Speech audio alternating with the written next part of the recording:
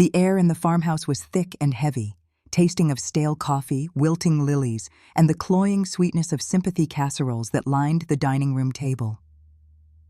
From her armchair, a fortress of worn floral fabric that had molded to her shape over decades, Emma Anderson watched the slow, somber dance of performative grief. The murmurs were pitched just right, low and respectful, yet the house, her house, felt hollowed out, its soul vacuumed away along with her husband's last breath a few days prior.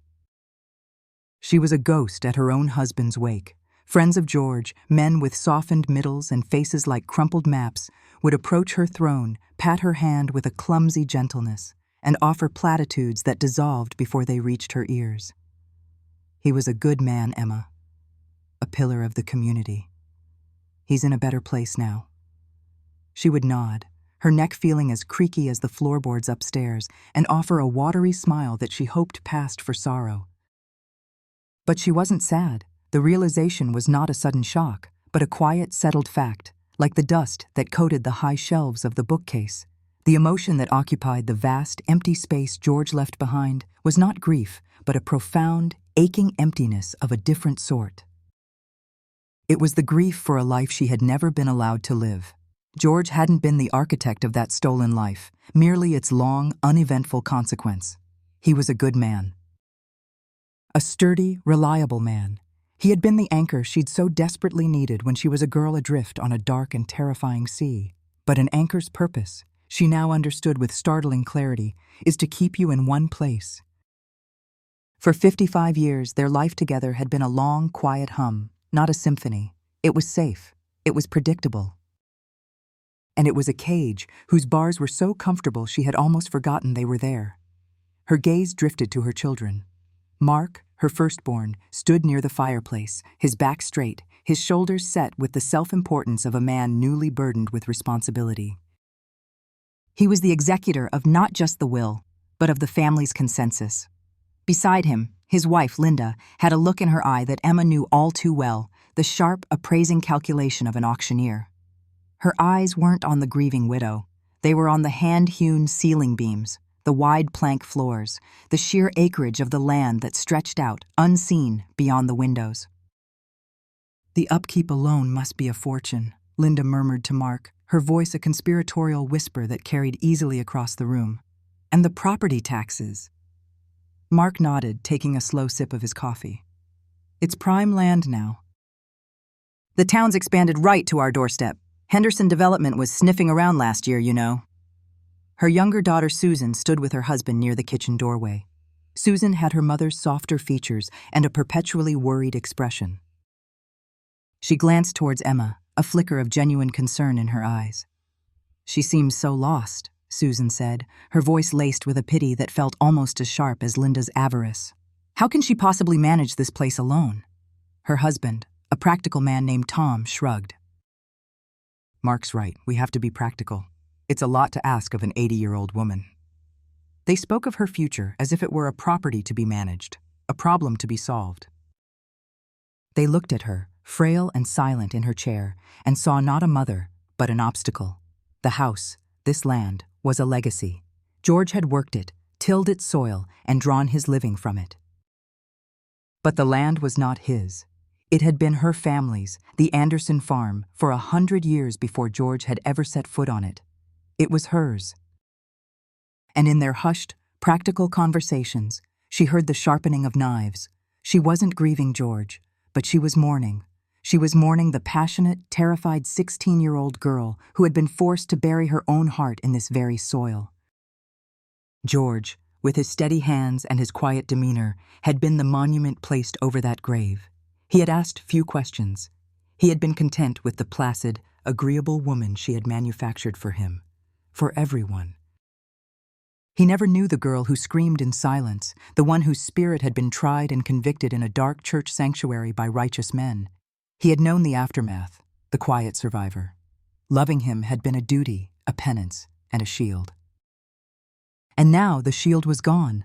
The crowd of mourners began to thin. Cars crunched on the gravel driveway, their headlights sweeping across the living room walls as they departed. Finally, it was just family. The air shifted, the pretense of solemnity dissolving into a tense, purposeful quiet. This was the moment they had been waiting for. Mark approached first, pulling a small wooden footstool to sit before her. He took her hand. His own was warm and dry, the hand of a man who worked with numbers, not dirt. "How are you holding up, Mom?" he asked, his voice a careful blend of concern and authority. "I'm tired, Mark," she said, and it was the truest thing she had said all day. "Of course you are." "It's been a lot." He paused, gathering himself. "Mom, we've been talking. Susan and I." The "we" was a well-practiced tool, a way of presenting a united front, of making a unilateral decision sound like a collective thought. "We're worried about you here, alone." She simply looked at him, her expression unreadable. He pressed on, unnerved by her silence. "This old house? It's a character, but it's a demanding one. The heating, the stairs, the yard work, it's too much." From across the room, Linda cleared her throat and held up a glossy, trifold pamphlet she'd pulled from her handbag. The cover showed a vibrant, silver-haired couple laughing as they played shuffleboard on a pristine lawn. The name was printed in a cheerful, elegant script: Oakmont Meadows Senior Living. Mark took the brochure from his wife and held it out to Emma. It felt as heavy as a stone in his hand. "We just want you to look at this, Mom. There's no rush, but it's an option." "They have gardens, social clubs, round-the-clock nursing staff. You'd be safe. You wouldn't have to worry about a thing." Emma looked from the brochure to her son's earnest, pleading face. He believed what he was saying. He thought this was an act of love, of filial duty. He could not see the cruelty of it. He could not understand that what he was holding was not a promise of safety, but an eviction notice wrapped in the language of care. They wanted to pack her away into a neat, manageable box, just as her parents had done all those decades ago. The solution was always the same: send her away. Protect the family, the inheritance, the practicalities of life from the inconvenience of her existence. A cold, hard clarity cut through the fog of her exhaustion. For 60 years, she had been quiet. She had been agreeable. She had played the part of the dutiful wife, the placid mother, the harmless old woman. She had allowed her life to be defined by a single catastrophic event and the silence that followed. She had accepted the cage. She took the brochure from Mark. Her hand was steady. Her fingers, though wrinkled and dotted with age spots, did not tremble. She looked at the smiling, carefree faces and felt a lifetime of suppressed rage begin to coalesce into a single, diamond-hard point in her chest. "Thank you, Mark," she said, her voice betraying nothing. "I will. Consider it." He looked relieved, patting her hand again before rising to his feet. He thought he had planted the seed. He thought the matter was, for all intents and purposes, settled. He and Susan and Linda exchanged small, triumphant smiles. They saw her acquiescence as the beginning of the end of their problem. They were wrong. As Emma sat in the growing twilight of the quiet room, clutching the glossy paper, she knew they were wrong. The crack in her quiet facade was not a sign of collapse. It was the first fissure in a dam that had held back a raging river for more than half a century. The silence in the room was nothing compared to the silence she had kept for 60 years. And in that moment, she felt the first deep, terrifying tremor of its end. The week that followed the funeral was a study in silence. The sympathy casseroles were eaten or thrown away, their glass dishes washed and stacked on the counter, waiting to be returned to their owners. The scent of lilies faded, replaced by the familiar, comforting aroma of lemon oil and old wood. Emma moved through the empty rooms, her movements slow and deliberate, a quiet tide pulling the house back into its natural order. Her children had called, of course. Mark's calls were brisk and businesslike, filled with questions about insurance papers and bank statements, his concern thinly veiled impatience. Susan's calls were soft and hesitant, circling the topic of Oakmont Meadows like a nervous bird, full of gentle prodding she mistook for subtlety. Emma answered their questions with a placid evenness that gave nothing away. Yes, she was eating. Yes, she was sleeping. No, she hadn't made any decisions yet. She let their words wash over her, a meaningless surf against the granite shore of her resolve.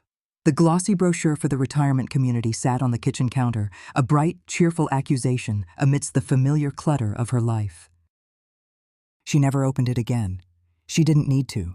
Its message was imprinted on her mind. On the 7th day, a cool, overcast afternoon, when the sky was the color of slate, she knew it was time. She didn't consciously make the decision. It rose in her, like a slow breath. She walked to the narrow door in the hallway and pulled the cord. The attic ladder unfolded with a reluctant groan, a sound like an old man complaining as he gets out of bed. The air that drifted down was a physical presence, a cool, dry current carrying the scent of 100 seasons of dust, of cedar chests and brittle paper. Climbing the ladder was a slow, careful process. Her hips ached in protest, but she ignored them. Each step was a journey further back in time. The attic was her home's subconscious, a dimly lit repository of forgotten things. Sunlight struggled through a single grime-coated window at the far end, illuminating swirling motes of dust in its beam. The life she had lived with George was stored here in neat, organized boxes, his old army uniform smelling faintly of mothballs. Her wedding dress, sealed in a box that had yellowed at the edges, cardboard cartons labeled Mark's baby clothes and Susan's school projects, trophies George had won in bowling leagues, holiday decorations, a lifetime of accumulated, unimportant treasures. She moved past them all. Her target was in the far corner, tucked beneath the eaves. It was not a cardboard carton, but a small, dark wooden chest, bound with simple iron straps. There was no label. There didn't need to be. She knelt, her knees cracking in protest, and lifted the lid. It wasn't heavy. Inside, nestled on a bed of faded linens, lay a single object. It was a diary, bound in what had once been supple leather, now faded to the color of a dried leaf. A small, tarnished brass lock hung open from its clasp. She lifted it out. It felt impossibly light, yet it contained the heaviest parts of her life. She ran a trembling finger over the cover, then opened it to the first page. The handwriting was hers, yet it belonged to another person, a girl with neat, looping cursive and a heart full of hope. The property of Emma Anderson, it read. Below it, in a slightly different ink, a quote, "For we walk by faith, not by sight." A bitter, silent laugh caught in her throat. Faith. She had been drowning in it. She did not turn the page. She couldn't, not yet. To read those words would be to give voice to the screaming girl trapped within them, and she was not yet strong enough to hear her. For now, it was enough to know the book was real, that the testimony she had written in secret, her hands shaking, tears blurring the ink on the page, had survived. It was her truth, pressed and preserved between these brittle pages. Holding it was like holding a dormant weapon. She closed the cover, placed the diary gently back in its chest, and shut the lid. Coming back down the ladder was a return to the present. The air in the house felt warmer, thicker. She went to the kitchen and put the kettle on the stove, the familiar ritual a way of grounding herself. As the water began to hiss, she heard the sound she'd been half expecting, half dreading, the crunch of tires on the gravel drive, followed by the metallic clank of the mail slot on the front door. She waited until the kettle whistled, pouring the boiling water over a tea bag in her favorite mug. She let it steep, breathing in the scent of bergamot, before walking to the front door. On the floor lay a small pile of mail. A bill, a circular for a local grocery store, and a single, oversized envelope. It was made of thick, creamy cardstock that felt expensive to the touch. In the top left corner, the return address was embossed in a sleek, modern font. Nescana, Young Development Group. Emma's breath caught. She carried the envelope back to the kitchen table as if it were a venomous snake. Her hands, which had been so steady in the attic, now trembled slightly. She picked up the tarnished silver letter opener from the pen cup, a gift from George years ago, and slit the envelope with surgical precision. The letter inside was as slick and impersonal as the envelope. It spoke of progress and community revitalization. It detailed a grand vision for a project called the Havenwood Renaissance, complete with luxury townhomes, a commercial center, and manicured green spaces. It would, the letter promised, bring jobs and prosperity, transforming the sleepy outskirts of Havenwood into a vibrant, modern hub. Her farm, it explained, was central to this vision. Then she saw the offer. The number had so many zeros she had to count them twice. It was an absurd amount of money, a life-altering sum. It was more than the farm had ever been worth, more than George had made in his entire lifetime. It was the kind of offer designed to be irresistible, to sweep away any sentimental objections with the sheer force of its logic. Her children would call it a miracle, a blessing. They would say she was a fool to even hesitate. Her eyes scanned to the bottom of the page, to the signature line above the printed name and title. The signature was a bold, arrogant slash of black ink. And below it, the name that stopped her heart. M. Caleb Young, CEO. The world tilted. The sounds of the house, the hum of the refrigerator, the ticking of the clock on the wall, faded into a rushing roar in her ears.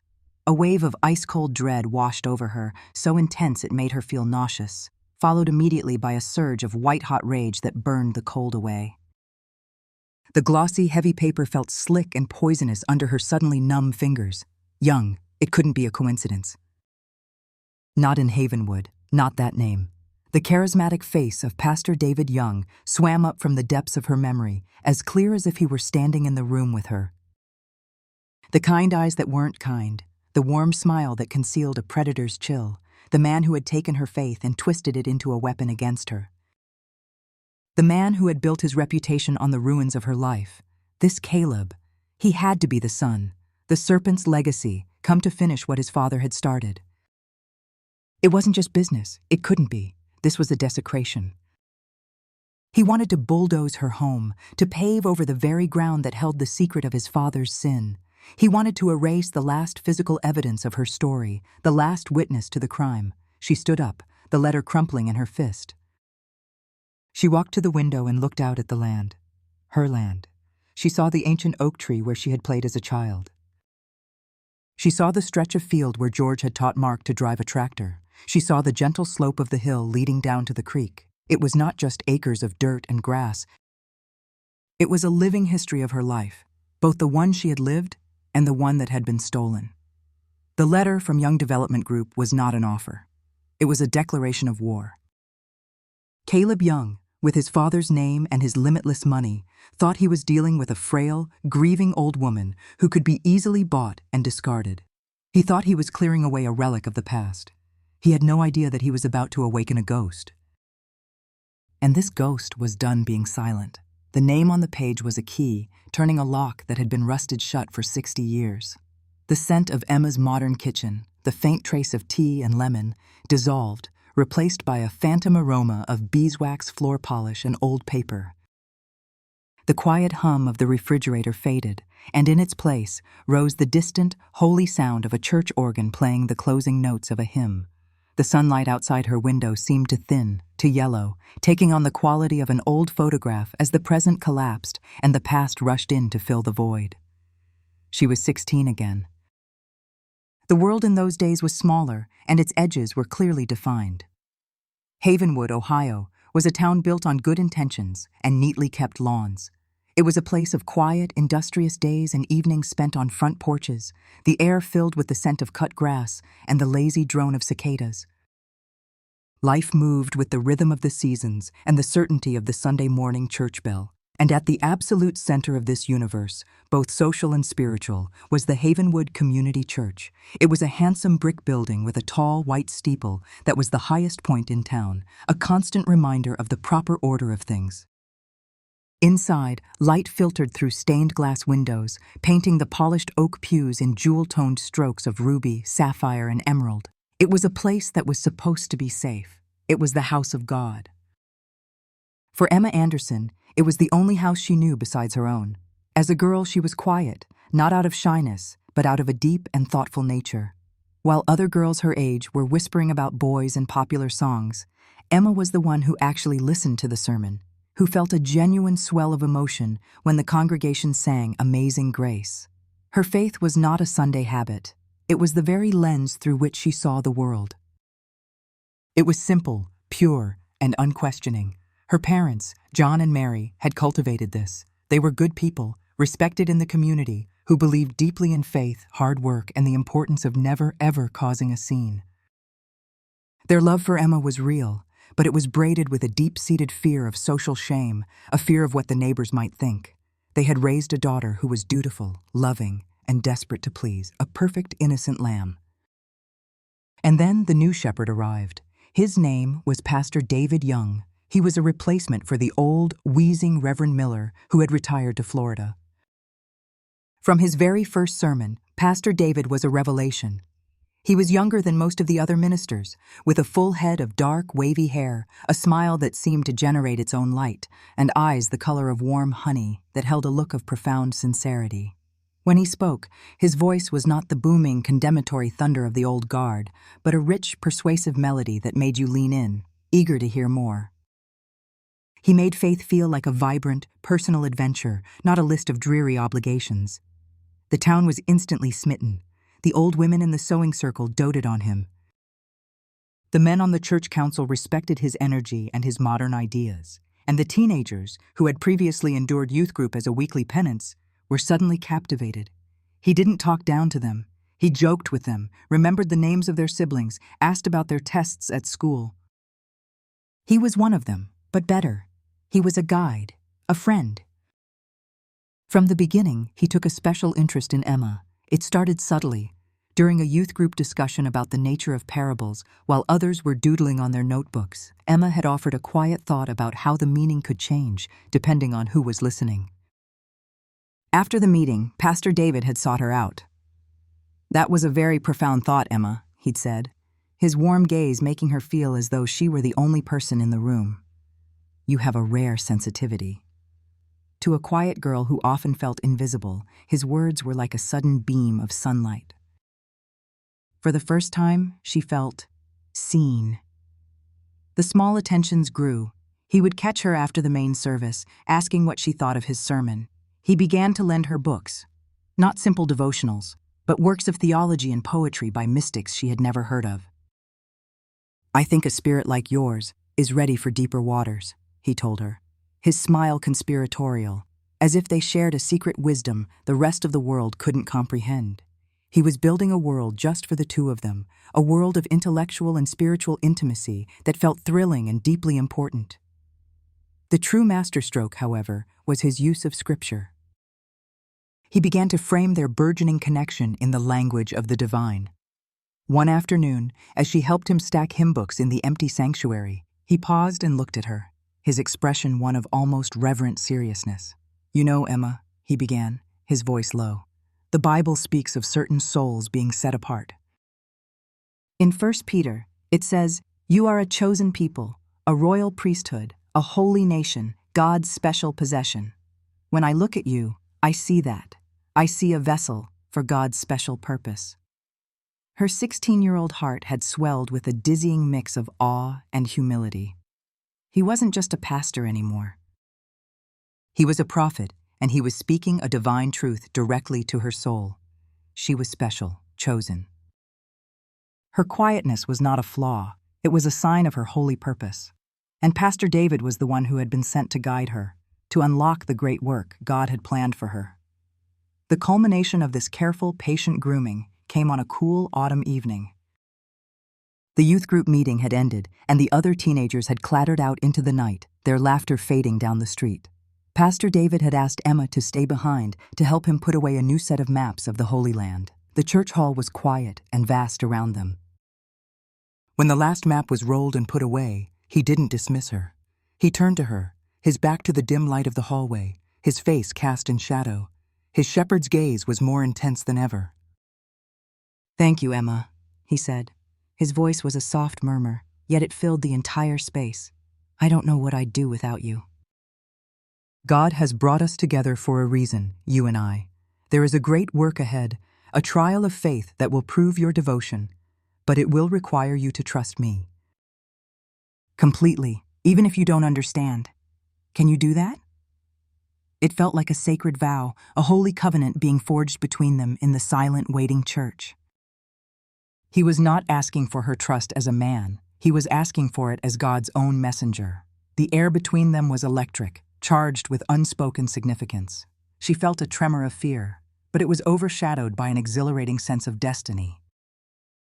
This was her calling. "Yes," she'd whispered, her voice barely audible. "Yes, I can." The memory shattered. Emma, the 80-year-old woman, blinked, and the faded wallpaper of her kitchen swam back into focus. Her knuckles were white where she gripped the crumpled letter from Caleb Young, The Shepherd's Gaze. For decades, the memory of it had carried a confused mix of holy awe and sickening shame. Now it felt like neither. Staring out at the land his son now intended to devour, she felt the last vestiges of that old, intoxicating poison drain away. All that remained was the cold, hard clarity of the truth. The shepherd had been a wolf all along, and the debt owed for his sins had just been passed to the next generation. She smoothed the letter out on the table, her movements precise and calm. The war had been declared a lifetime ago. The first battle was only now about to begin. The promise was sealed in the hallowed quiet of the church hall. "Yes," the 16-year-old Emma had whispered. "Yes, I can." That single, trusting word was the key turning in the lock of her cage. Pastor David's smile in that moment was not one of gratitude, but of profound, unsettling satisfaction, like a craftsman admiring a piece of wood he had perfectly shaped to his will. The great work, he had called it, the trial of faith. It began the following week. He started asking her to meet him for private spiritual instruction. It was always after his other duties were done, in the late afternoon when the church was empty and the world outside was winding down. The meetings were held in his study, a room Emma had always revered.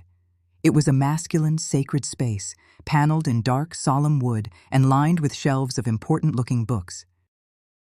A single lamp on his heavy oak desk cast a warm, intimate glow, leaving the corners of the room in soft shadow. The air smelled of old paper, leather, and pipe tobacco. On the wall directly behind his desk, a large, gilt-framed painting depicted Jesus as the Good Shepherd, a lamb held safely in his arms, his painted eyes filled with gentle compassion. The room was designed to radiate safety, wisdom, and authority. It was a sanctuary, and in a sanctuary, one's guard is down. At first, the instruction felt like an incredible privilege. While the other teenagers were learning about the 10 Commandments for the 10th time, Pastor David spoke to Emma about theology, about the mystics, about the nature of divine love. He would lean forward, his elbows on the desk, his honey-colored eyes fixed on hers. "The others aren't ready for this level of understanding, Emma," he would say, his voice a confidential murmur. "Their faith is simpler, but yours is a deep well. God has given you the capacity for a much more profound connection with Him." He was isolating her, elevating her, making her feel complicit in a secret holy club of two. He started by sharing his burdens. He spoke of the loneliness of his calling, the weight of carrying the spiritual health of an entire congregation on his shoulders. "Sometimes," he confessed, his gaze full of a carefully crafted vulnerability, "I feel you are the only one who truly understands, the only one I can really talk to." She, a mere girl, felt a thrill of importance. She was his confidant. This was part of her purpose. Then, the physical boundaries began to blur, slowly, almost imperceptibly. When they prayed together at the end of their sessions, he would take her hands in his. His touch was warm and firm, and it would linger for just a moment too long after the Amen.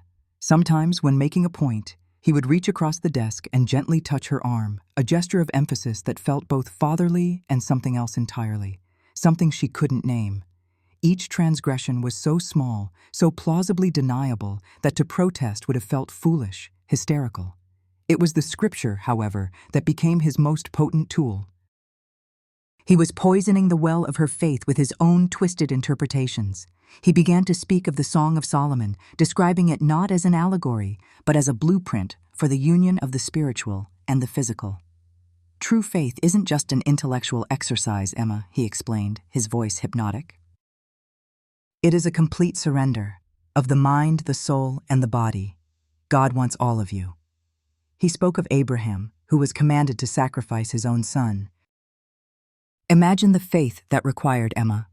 to do something that seems wrong, that goes against every natural instinct, all because you trust the voice of God. That is the ultimate test. God asks his most chosen for the most difficult acts of devotion. She sat there, absorbing it all, her mind a tangled mess of awe and a deep humming unease she tried to ignore. This was theology far beyond the Sunday school lessons. It was deep. It was complicated. It was coming from a man of God. Her unease, she reasoned, was simply a sign of her own limited understanding. It was her own spiritual immaturity she needed to overcome. The day the sanctuary was truly desecrated, it began like any other session. He spoke of saints and mystics, of how they often experienced their faith in profoundly physical ways, through visions and ecstasies that bordered on pain. He called it the sacred wound. The wound is what sets them apart, he whispered, his eyes glowing in the lamplight. It is a mark of God's special favor, a pain that is also a blessing. It is the price of true closeness with the divine. Then he rose from his chair and came around the desk. She stayed seated, her heart beginning to beat a frantic, trapped rhythm against her ribs. He knelt before her, taking both her hands in his. He was a pastor at the feet of a parishioner, a posture of supplication that was profoundly disarming. "Emma," he said, his voice thick with emotion. "You are ready. God has told me you are ready for your own sacred wound, a sacrament just for us, a benediction to seal our holy bond." What happened next was a blur of confusion and a violation so profound it shattered her sense of self. It was not violent in the way a physical attack would be. It was quiet, methodical, and wrapped in the language of prayer. As he touched her, his hands exploring beneath her dress, he never stopped speaking. He whispered scripture, his breath warm against her ear. He called her blessed. He called her a holy vessel. He told her this was an act of ultimate faith, an offering she was making not to him, but through him, to God. Her body screamed that this was wrong. A cold, sickening dread pooled in her stomach. But her mind, so carefully conditioned, was a prison. This was Pastor David. This was a man of God. This was happening in the church, beneath the benevolent gaze of the painted shepherd. The fault, the sin, the uncleanliness she was feeling. It could not be his. It had to be hers. Her own weakness, her own misinterpretation, her own lying spirit twisting something holy into something profane. She squeezed her eyes shut and prayed, not for it to stop, but for the understanding to accept this terrible, sacred thing. She dissociated from her own body, floating somewhere near the ceiling, watching the scene unfold below, as if it were happening to someone else. When it was over, he stood up and smoothed his clothes. He looked down at her, not with lust, but with an expression of serene accomplishment. "Blessed are the pure in heart," he said softly, "for they will see God." Leaving the study that day was like stepping from a dark, feverish dream into a world that was suddenly too bright, too loud. The sunlight felt accusatory. The sound of birdsong was a screech in her ears. She felt marked, irrevocably changed. The air she breathed felt different, thinner. A chasm had opened between her and the rest of the world. How could she go home and talk to her mother about dinner? How could she sit with her friends and talk about school? She was carrying a secret that was both a monstrous violation and, according to him, a holy honor. That night, alone in the safety of her small bedroom, she stood before the mirror. The girl who looked back at her had the same face, the same brown hair, the same eyes, but they were not the same. A haunted, knowing shadow lurked deep within them. The innocence was gone, burned away. She picked up the Bible from her nightstand, its familiar weight offering no comfort. She opened it, searching for the verses he'd quoted, hoping to find confirmation, reassurance. But his voice was tangled up in the holy words now, his whispers twisting their meaning. The sacred text had been contaminated. The wound had been inflicted. It was deep, invisible, and festering. And in the dark, silent ruin of her soul, something else had begun to take root. The weeks following the first benediction bled into a miserable gray fog. The private sessions in the pastor's study continued, a ritual Emma now dreaded with a sick, hollow fear. The pretense of holiness had grown thin and ragged, a transparent veil over something ugly and predatory. Pastor David's words about her being a chosen vessel now sounded rehearsed, his touch no longer confusingly intimate, but simply possessive. She felt like a doll he would take out of a box, use for his own purposes, and then put away, her own feelings irrelevant. She began to feel a constant low-grade nausea, a queasiness that she attributed to the stress and the sickening secret she carried. She lost her appetite. Her mother, Mary, would watch her push food around her plate at dinner, her brow furrowed with concern. "Are you coming down with something, dear?" Mary would ask, her voice laced with maternal worry. "You're looking awfully pale." "Maybe a spring tonic is in order." Emma would murmur something non-committal, escaping to her room as quickly as possible. She started avoiding people, finding solace only in the solitude of the woods behind the farmhouse. There, among the silent, non-judgmental trees, she could breathe. But the gnawing anxiety, the feeling of being fundamentally unwell, never left her. The true, bone-deep terror began with a simple absence. A date marked in tiny pencil on the calendar in her room came and went, and nothing happened. At first, she told herself it was the strain she was under. Such things could be irregular, but a week turned into 2, then 3. A cold, hard knot of dread began to form deep in her belly. Then came the morning sickness. It was undeniable. The smell of bacon frying in the kitchen, a scent she had loved her entire life, sent her running for the bathroom, her hand clamped over her mouth.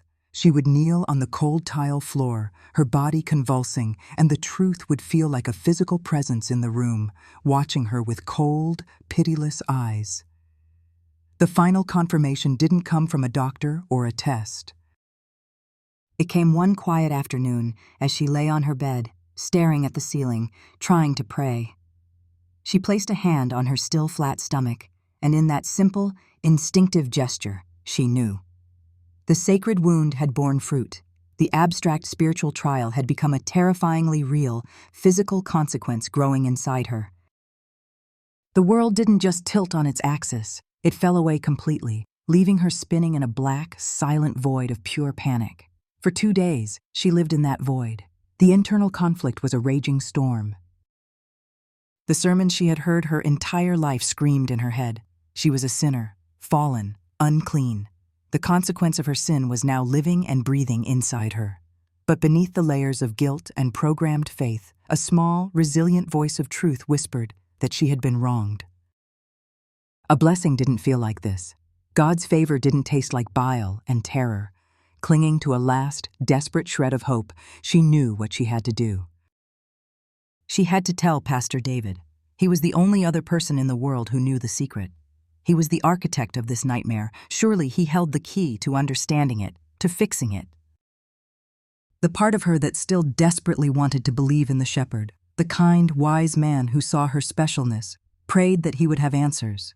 She imagined him taking her hand, his face full of solemn compassion, telling her this was simply a new, more difficult phase of her trial, and that they would face it together.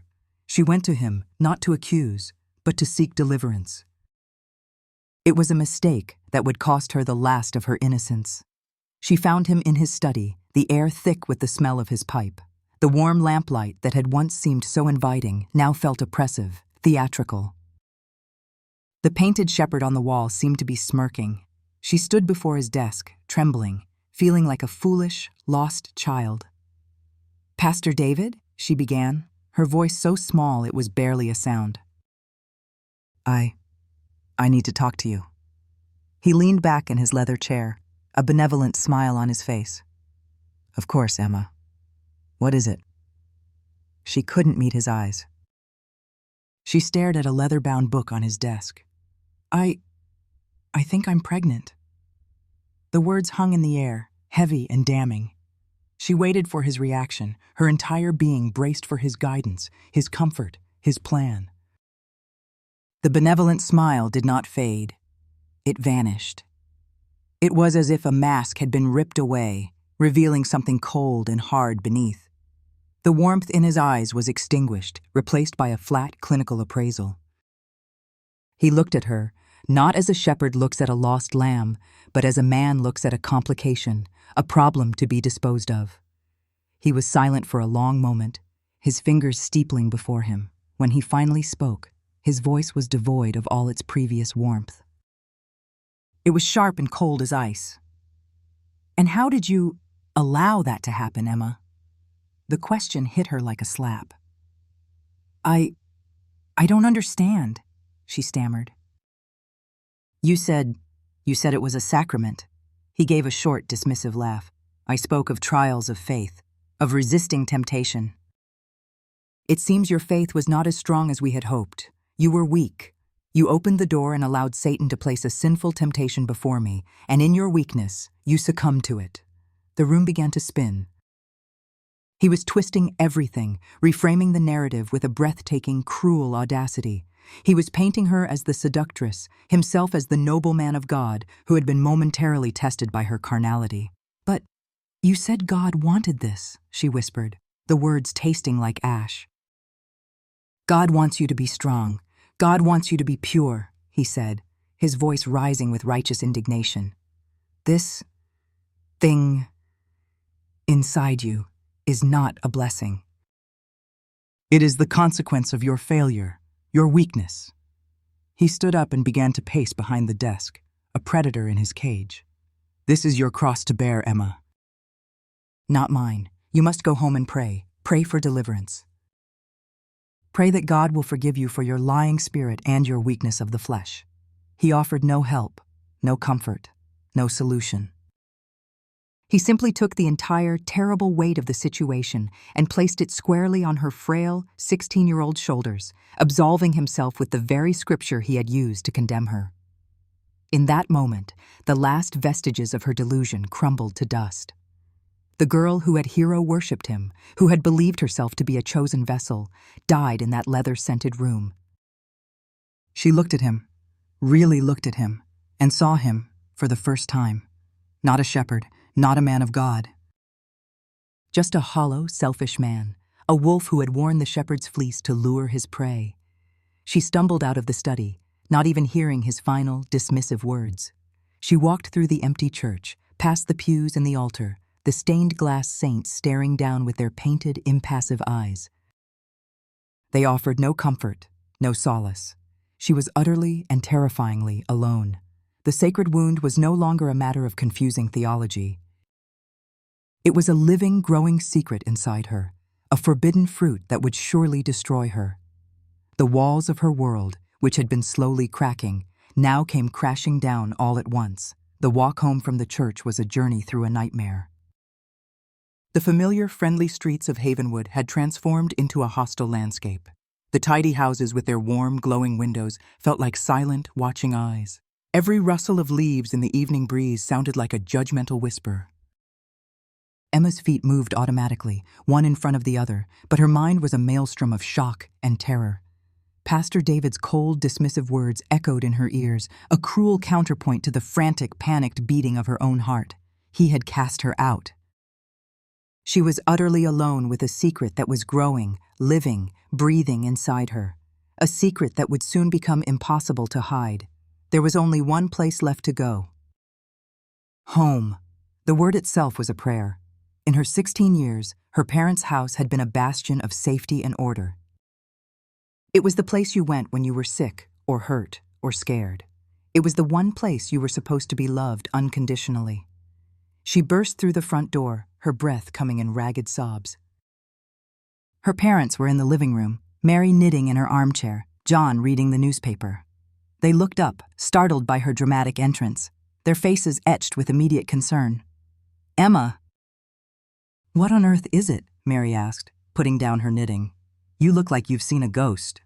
The story tumbled out of her then, not in a coherent narrative, but in a torrent of fragmented, tear-choked phrases. "Pastor David, the study, he said it was a test, a sacrament, and now, I'm..." She couldn't bring herself to say the word again. She choked on it, her body shaking with violent sobs. She collapsed onto the floor, a weeping, broken heap at her parents' feet. For a moment, a flicker of pure maternal horror crossed Mary's face. She started to rise, her hand reaching for her daughter, but then the words sank in. Pastor David. The name stopped her cold. The horror for her daughter was instantly eclipsed by a greater, more paralyzing horror, the shame, the scandal. Her hand flew to her mouth, and she looked at her husband, her eyes wide with panic. "Oh, John, what will people say?" John Anderson's face, which had been a mask of confusion, hardened into something grim and unreadable. He was a man who respected order, authority, and the sanctity of the church above all else. He heard his daughter's words not as a cry of pain, but as a dangerous, chaotic accusation against a pillar of his community.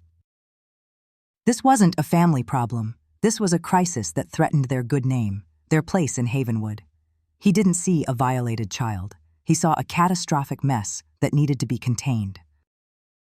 He looked down at his daughter, his voice low and strained. "Are you telling me," he said slowly, "that you are accusing a man of God?" "He's not," Emma wailed. "He's not what you think." Her father's face tightened. He and Mary exchanged a look over Emma's heaving shoulders. It was a look of grim consensus.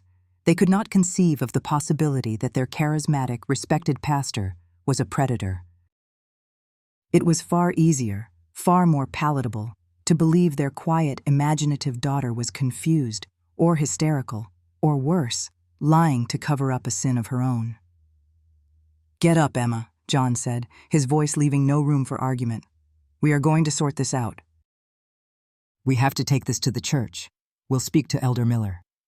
He spoke as if the church were the solution, not the source of the problem. He was taking her back into the lion's den, believing it to be a court of justice. The church sanctuary at night was a different place entirely. By day, it was a warm, welcoming space. By night, it was a cavern of shadows and judgment. The familiar pews were long, dark monoliths. Their footsteps echoed unnervingly on the stone floor. The stained glass saints in the windows were dark, their faces invisible, like a jury of ghosts. Emma felt small and utterly exposed, a sinner brought before a high tribunal. They were not alone. Waiting for them in the front pew, which had been turned into a makeshift judge's bench, were 3 of the church elders. At the center was Elder Miller, a man whose stern, unyielding face looked as if it had been carved from granite. His gaze was cold and severe. To his right sat Pastor David Young. He was not on trial.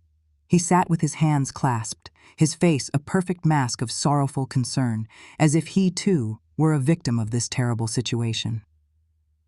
"John, Mary," Elder Miller said, his voice a low rumble that filled the cavernous space. He nodded at Emma, his eyes lingering on her with cold disapproval. "The girl." "Tell them what you told us," John commanded, his voice shaking with a mixture of anger and fear. Emma stood before them, her parents standing a few feet behind her like guards. In a halting, terrified voice, she told her story again. She spoke of the private instruction, the twisted scripture, the sacred wound, the pregnancy. She looked from one stone-faced elder to the next, begging with her eyes for someone to believe her. When she was finished, a heavy silence fell. Elder Miller turned his gaze not to Emma, but to Pastor David. "Pastor, what do you have to say about this accusation?" Pastor David shook his head slowly, a deep, sorrowful sigh escaping his lips. He rose to his feet, the very picture of heartbroken piety. "Elder Miller, brothers," he began, his voice thick with gentle regret. "I confess I have always taken a special interest in Emma's spiritual development. She is a sensitive, deeply imaginative girl. I tried to nurture her faith."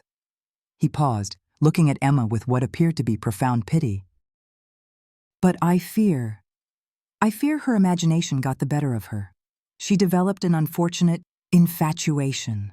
She began to misinterpret my pastoral care, to invent fantastical stories." He gestured vaguely toward her belly. "This tragic situation, I can only assume it is the result of a dalliance with some local boy, a sin she is now too ashamed to confess. In her panic, she is trying to lay that sin at my feet." He looked at the elders. "It breaks my heart. The poor child is deeply troubled. We must pray for her." It was a masterful performance. He had taken her truth and painted it as a teenage girl's hysterical fantasy. The elders murmured amongst themselves. Their choice was brutally simple. They could believe the weeping, pregnant, hysterical girl, and in doing so, admit that a rot had infested the very heart of their church, their community. Or they could believe their charismatic, beloved pastor, a man who had increased their congregation and their collections. It was not a choice at all. Elder Miller rose to his full, imposing height. He fixed his cold, unblinking eyes on Emma, ignoring her parents, ignoring Pastor David. He was the voice of the church, the voice of God, and he was about to pronounce sentence. "We have listened to this testimony," he boomed, his voice echoing off the stone walls. He looked at her stomach with undisguised contempt. He then looked into her eyes, and she felt her very soul shrivel under his gaze. "This is not the work of a man," he declared, his voice filled with the terrible certainty of the righteous. For a breathtaking second, Emma felt a surge of hope. He believed her. Then came the rest of the sentence. "This is the work of a lying spirit that has taken root in this child." The words struck her with the force of a physical blow. It was a judgment more absolute and more damning than any court of law could deliver. He had not just called her a liar, he had branded her as a vessel for evil. Her parents, standing behind her, did not rush to her defense. She could feel their grim, relieved acceptance of the verdict. This they could understand. A demonic spirit was a spiritual problem, one the church could handle. It was so much cleaner than a scandal. Emma stood frozen in the vast, cold sanctuary, the weight of the judgment crushing the very breath from her lungs. She had come seeking justice and had been condemned as a demon. She looked from the cold face of Elder Miller to the triumphant, pitying smirk on Pastor David's lips. In that moment, she understood. She had been tried, convicted, and sentenced, and her exile was about to begin. The car ride home from the church was a journey through a vacuum. The air, once sucked out of Emma's lungs by Elder Miller's verdict, refused to return. She sat in the back seat, a ghost trapped between her two solid, breathing parents who did not speak a word to her. They spoke to each other, their voices low and grim, as if she were a piece of troublesome luggage they were discussing how best to transport. "Miller says the arrangements can be made by morning," her father said, his eyes fixed on the road, his knuckles white on the steering wheel. "The fewer people who know, the better." "What will we tell the neighbors?" her mother whispered, her voice brittle. "When they ask where she's gone. She's visiting her aunt." For her health, John decided, the lie coming easily. Her nerves have been bad. She needs rest. Her nerves. Her lying spirit. Her condition. They had a dozen names for it, all of them designed to obscure the simple, terrible truth. When they arrived back at the farmhouse, the place no longer felt like home. It was a holding cell. John made a phone call in his study, his voice a low, serious murmur. Mary went to the kitchen and began to methodically clean the already spotless counters. They were moving, acting, planning. Emma was simply an object to be moved. The final plan was delivered to her in the living room, the same room where she had first confessed her story. Her father stood before her, his posture rigid with a sense of grim duty. "There is a place," he began, avoiding her eyes. "A special school, run by a Catholic order in Pennsylvania. A quiet place. Elder Miller has made the arrangements. You will go there to get help, to reflect on your actions and to heal your spirit. You will stay there until the situation is resolved." He didn't say, "home for unwed mothers." He didn't say, "until you give birth." He cloaked the raw, ugly facts in the soft, suffocating language of spiritual care. They weren't banishing her. They were saving her. It was the cruelest kindness, a way for them to maintain their own sense of righteousness while casting her out. Later that night, her mother came into her bedroom. The room was a museum of her childhood. The faded floral wallpaper, the stuffed bear she'd had since she was 5, the bookshelf filled with stories of brave heroines in faraway lands. Mary carried an old, worn suitcase and placed it on the bed. Then she began to open Emma's drawers, her movements stiff and efficient. She started pulling out plain blouses, sturdy skirts, sensible shoes. The silence in the room was absolute, broken only by the sound of fabric folding. It was a silence louder and more damning than all the elders' accusations. Emma sat on the edge of her bed, watching the woman who had taught her to walk, who had brushed her hair and kissed her scraped knees, methodically pack a bag for her exile. This was the true betrayal, the one that cut deeper than any other. It was intimate and personal. "Mama?" Emma whispered, the name a fragile plea. Mary's hands stilled for a fraction of a second, but she did not turn around. "Please don't do this," Emma begged, tears finally beginning to stream down her face again. "Please, Mama. He lied. I'm telling the truth." Her mother slowly turned, and the look on her face extinguished the last flicker of hope in Emma's heart.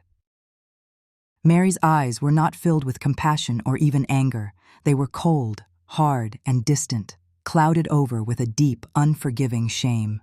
"You have brought disgrace to this family, Emma," Mary said, her voice flat and devoid of all emotion. "You have broken your father's heart and made a mockery of our faith. You will do as you are told. You will go to this place, and you will pray for forgiveness for the shame you have caused us." She then turned her back and resumed her packing, each folded blouse a final, silent rejection. Emma's own mother had looked at her and seen not a daughter in pain, but a stain to be removed. The departure happened before dawn. The world was a wash of gray and charcoal as her father carried the suitcase to the car. Emma walked out of the front door of her home for the last time, not looking back. The drive was 6 hours of suffocating silence. John kept his eyes on the road, his jaw clenched so tightly a muscle jumped in his cheek. Emma watched the familiar green hills of Ohio flatten and bleed into the unfamiliar landscape of Pennsylvania. Each mile marker was a nail in the coffin of her old life. St. Margaret's home for wayward mothers was even bleaker than she could have imagined. It was a formidable 3-story building of soot-stained red brick, surrounded by a high, black iron fence with sharpened points. The grounds were meticulously kept, but utterly joyless, with pruned, skeletal-looking rose bushes and gravel paths that crunched ominously under the car's tires. A heavy iron gate scraped shut behind them, the sound echoing with a chilling finality. Her father did not get out of the car with her. He simply pulled up to the heavy oak door and waited. A woman dressed in the severe black and white habit of a nun opened the door. She was tall and thin, with a face that looked as though it had never known a smile. John rolled down his window. "This is Emma Anderson," he said, his voice formal. "We trust you will take good care of her." He refused to look at Emma. He gave a curt nod to the nun, put the car in gear, and drove away without a single backward glance. The dust from his tires was still settling as Emma stood on the steps, suitcase in hand, utterly abandoned. The nun introduced herself as Sister Agnes. She led Emma inside, into a world that smelled of disinfectant and boiled cabbage. The floors were polished to a merciless shine, and the walls were a drab, institutional green. Every sound echoed. In a small, Spartan office, Sister Agnes took Emma's suitcase. She went through its contents, removing a small book of poetry and a photograph of Emma's parents. "Vanities," the nun said, her voice crisp. "You will have no need for them here." Emma's clothes were taken, replaced by a simple, shapeless gray uniform. Then came the final act of erasure. Sister Agnes consulted a ledger on her desk, her long, bony finger running down a list of names. She looked up at Emma, her eyes cold and assessing. "We have many girls here seeking penance for their sins," she said.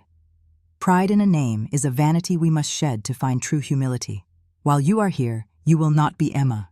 She made a small checkmark in the ledger. "You will be number 27. It will be on your uniform and your door. It will remind you of why you are here. This is a place of penance, not comfort." A few minutes later, Emma stood alone in a small, cell-like room. It contained a narrow iron-frame bed with a thin mattress, a small wooden nightstand, and a stark, black crucifix on the wall. The single window was tall and narrow, barred on the outside. She was no longer Emma Anderson of Havenwood, Ohio. She was a number, a nameless sinner in a house of penance. The door to her past had not just been closed, it had been bolted, and she was left alone in the cold, silent darkness of her new reality. The days at St. Margaret's bled into one another, marked not by a calendar, but by the tolling of bells, a bell to wake in the pre-dawn chill, a bell for morning prayers, kneeling on hard wood until her knees were numb, a bell for meager, silent meals of watery soup and stale bread, a bell for work. And finally, a bell for sleep in the cold, narrow bed. Time ceased to be a line and became a circle, a monotonous, grinding routine of penance. She was number 27. The name Emma was a relic of a former life, a life of color and feeling that seemed a world away. Here, there was only the gray uniform, the drab green walls, and the sea of other gray-clad girls with downcast eyes and burgeoning bellies. They were forbidden from forming friendships, their shared shame used as a tool to keep them isolated. They worked side by side in the vast, steamy laundry room, the air thick with the smell of lye soap, their hands red and raw from scrubbing sins from endless piles of linen. They worked in the sprawling vegetable garden, their backs aching under the sun, their labor feeding the very institution that held them captive. The prayers were the worst. In the cold, austere chapel, Sister Agnes would deliver sermons on the wickedness of the flesh, the eternal stain of female sin, the fires of damnation that awaited the impure. The words were meant to break them, to grind their spirits into a fine dust of guilt and self-loathing. For many of the girls it worked. Emma could see it in their vacant eyes. But for number 27, the words became a dull, meaningless drone. The judgment of the righteous had already done its work. Sister Agnes's venom was a pale imitation of Elder Miller's verdict. Her spirit had retreated to a small, hard, secret place deep inside her, a place the bells and the sermons could not touch. Her growing belly was a constant physical reminder of her reality, a silent companion in her isolation. The labor began on a cold night in late winter. The pains came suddenly, ripping through her with a ferocity that stole her breath. There was no compassion, only a detached, clinical efficiency. She was moved to the infirmary, a stark white room that smelled sharply of alcohol. A stern-faced nun with the hands of a farmer served as the midwife. The hours that followed were a blur of agony and fear, a lonely battle fought on a narrow, sterile bed. And then, in the deepest hour of the night, a new sound pierced the oppressive silence of St. Margaret's. The raw, powerful cry of a newborn baby. In that instant, everything changed. The pain, the fear, the months of shame, it all vanished. The nun cleaned the baby, and to Emma's surprise, placed him in her arms. He was warm and impossibly small, his tiny face red and wrinkled. He smelled of milk and life itself. As she looked at him, a wave of love so fierce and primal washed over her that it was a physical force, knitting together the broken pieces of her soul. This was not a sin. This was not a consequence. This was her son. He was perfect. His tiny fingers, with their impossibly perfect nails, curled around her thumb. His searching mouth found her, and a bond was forged, timeless and absolute. For a few precious stolen hours, they were the only two people in the universe. In the quiet of that sterile room, she gave him his name, whispering it against his downy hair, Daniel. It meant God is my judge. It was an act of defiance, a claim. Not the elders, not her parents, not the nuns. Let God be the judge of the love she felt for this child. The peace was shattered when the door opened. Sister Agnes entered, her black habit sucking the light from the room. Her face was impassive. The time was up. It is time, number 27, the nun said, her voice devoid of any emotion. Panic seized Emma. She clutched Daniel to her chest, a primitive animal instinct to protect her young. No, she begged, tears streaming down her face. Please, you can't. He's my son. Please. Sister Agnes remained unmoved. Your feelings are an indulgence, she stated coldly. Your true penance, the ultimate act of selflessness, is to give him a life free from your stain. A good, God-fearing family is waiting for him. He will be baptized, raised in the light. He will have a chance at salvation, a chance you denied him the moment you sinned. To keep him now would be the height of selfishness. You would be condemning him to a life of shame. She framed the most monstrous cruelty as an act of grace. Emma was weak, exhausted from childbirth, emotionally shattered. Two other nuns entered the room. They gently but firmly pried her arms away from the baby. She fought with what little strength she had left, but it was useless. Then, Sister Agnes placed a stack of papers and a pen on the bedside table. "You will sign these." Emma could barely see the words through her tears. It was a blur of legal jargon, but she saw her own name typed out, a name she hadn't been allowed to use for months. Emma Grace Anderson, signing her name, her true name, to the document that would take her son away forever, was the final, bitter irony. Her hand was guided as she scrawled a shaky signature. They took him then. The last thing she saw was his small, perfect face before he was carried out of the room. The last thing she heard was his cry, growing fainter and fainter down the long, sterile hallway until it was gone completely. The feeling of his weight vanished from her arms, leaving an ache that was deeper and more painful than any physical wound. The days that followed were a hollow void. She was a shell, an empty vessel. Her purpose at St. Margaret's had been fulfilled. One morning, she was told to pack. Her old clothes were returned to her, feeling like a costume from a play about someone else's life. Sister Agnes saw her to the door. "Your penance is complete," the nun said, her voice a final, cold warning. "But your silence is for life. You will never speak of what happened here. You will never attempt to find the child. Go home. Be a credit to your family. Do not let your sin define you further." They gave her a one-way bus ticket and $10. The long journey home was a haze of silent, window-rattling grief. She was no longer number 27, but she was not the Emma Anderson who had left Havenwood either. She was a ghost, haunted by the memory of a son she had held for only 3 hours. When the bus finally pulled into Havenwood, she stepped out into a world that looked exactly the same, but felt entirely different. She stood on the familiar street, looking toward the farmhouse at the end of the road. Her exile was over. But as she took the first step toward home, she knew her true sentence: a lifetime of silence, a lifetime of mourning a ghost no one else knew existed, was just beginning. The ghost of her son, Daniel, had walked beside her for 60 years. He was there in the suffocating silence of her parents' home upon her return from St. Margaret's. He was there in her decision to marry George Anderson, a good, quiet farmer who offered a life so devoid of passion it felt safe. He was there in the faces of her own children, Mark and Susan, a constant, aching reminder of the child she had lost. She lived the life she was supposed to live. She was a wife, a mother, a member of the church sewing circle. She was a placid lake, her surface calm and undisturbed, while a lifetime of grief, rage, and unshed tears churned in the depths below.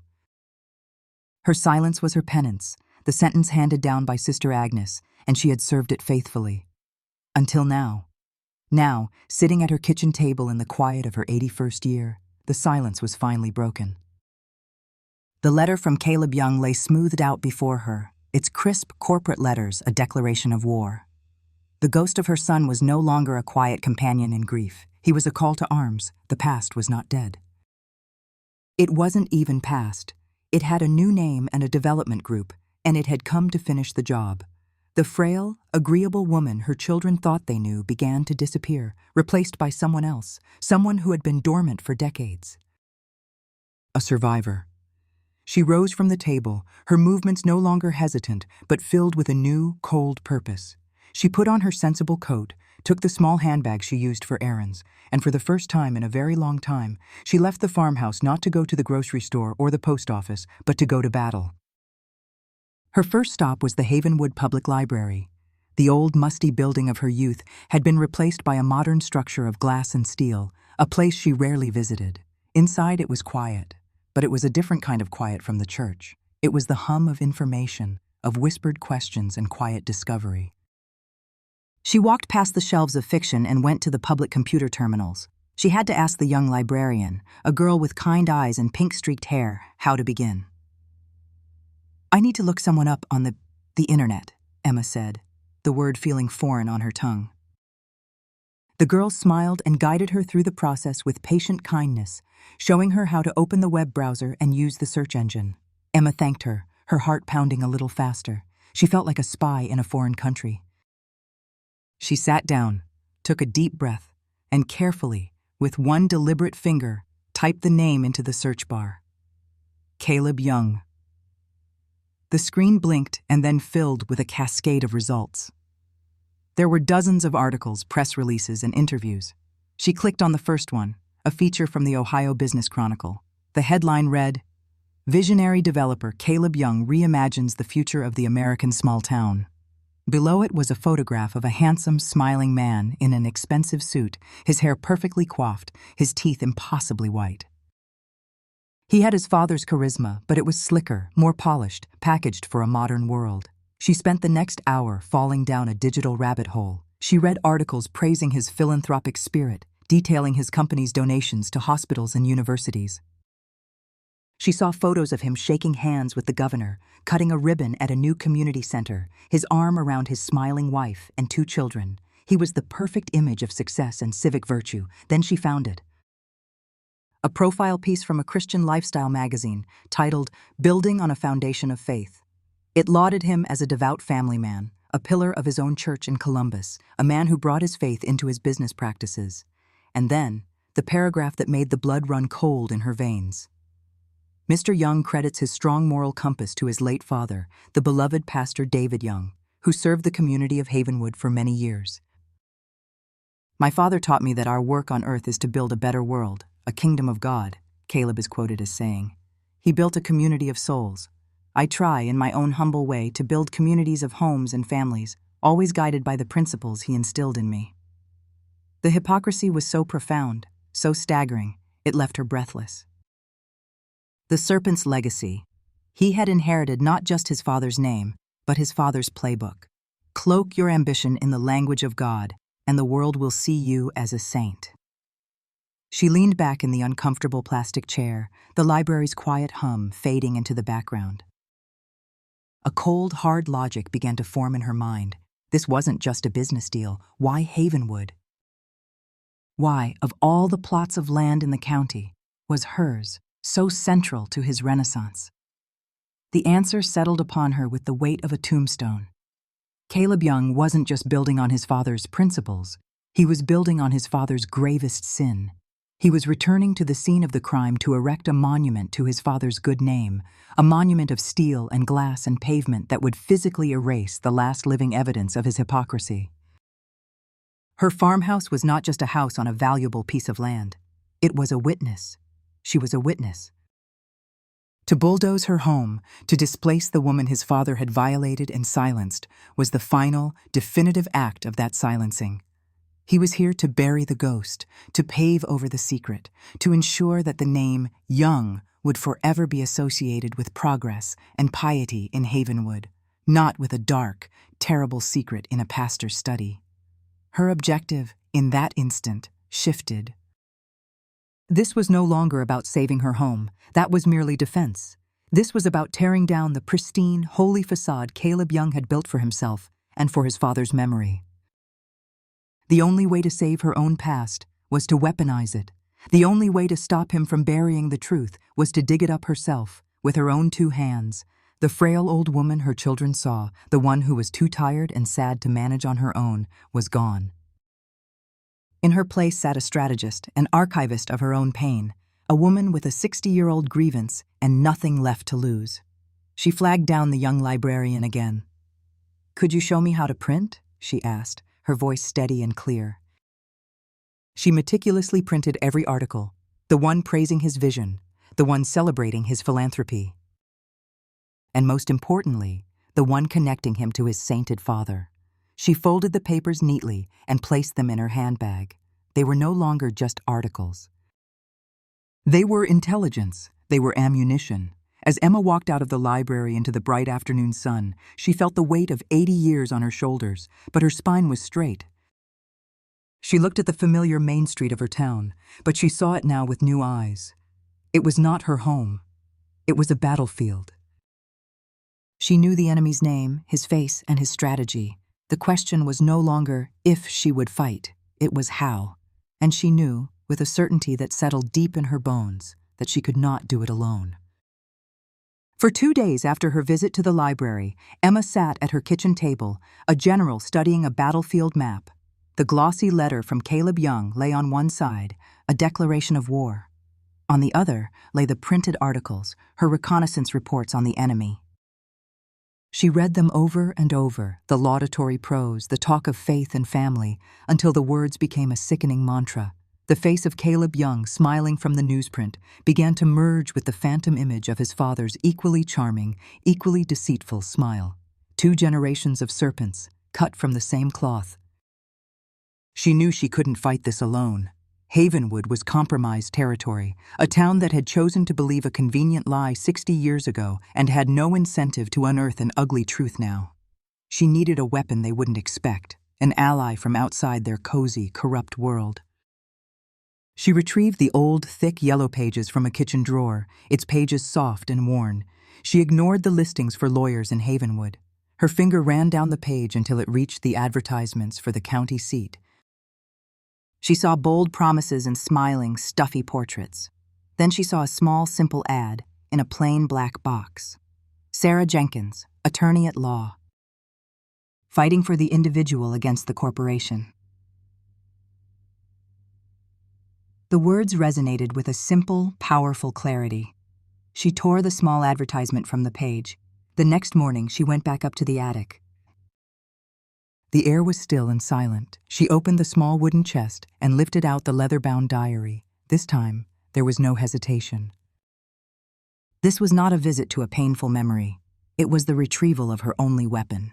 She held it in her hands, the physical proof of her story, the silent witness to every crime. She placed the diary, along with the folded newspaper articles, carefully into her handbag. The bag, usually containing little more than a wallet and a tin of mints, now felt as heavy as a briefcase full of legal documents.